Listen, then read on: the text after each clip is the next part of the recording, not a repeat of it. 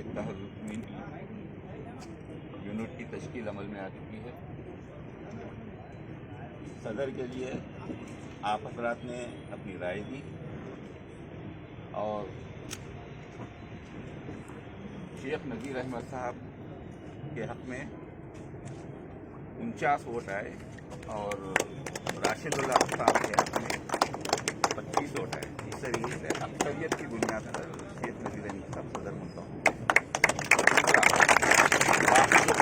کا بھی اعلان کر رہا ہوں، شیخ نذیر احمد صاحب صدر، سید شاہ راشد الحق صاحب معتمد جنرل سیکرٹری، محمد شکیل احمد صاحب شریک معتمد، محمد روہت صاحب شریک معتمد، شاہد خان صاحب شریک معتمد، عرفان خان صاحب شریک معتمد۔ این اشوک صاحب ٹریزرر اس کمیٹی کے ہیں، اور جتنے وارڈ کمیٹی کے جو صدر ہیں وہ جو ہے ٹاؤن کمیٹی میں ایگزیکٹو ممبر کی حیثیت سے جو ہے ان کا مقام رہے گا۔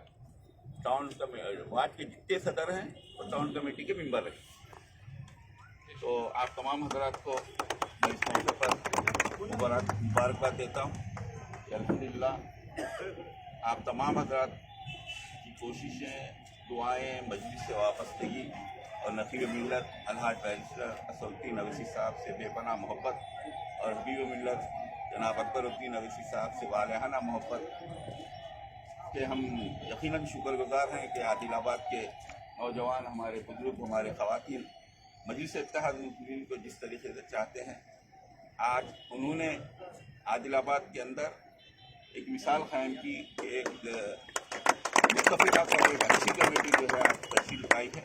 آپ حضرات کی تمام جو ہے اس کے جو ہے یقیناً حقدار ہیں مبارکبادی کے۔ میں اس موقع پر جناب جعفر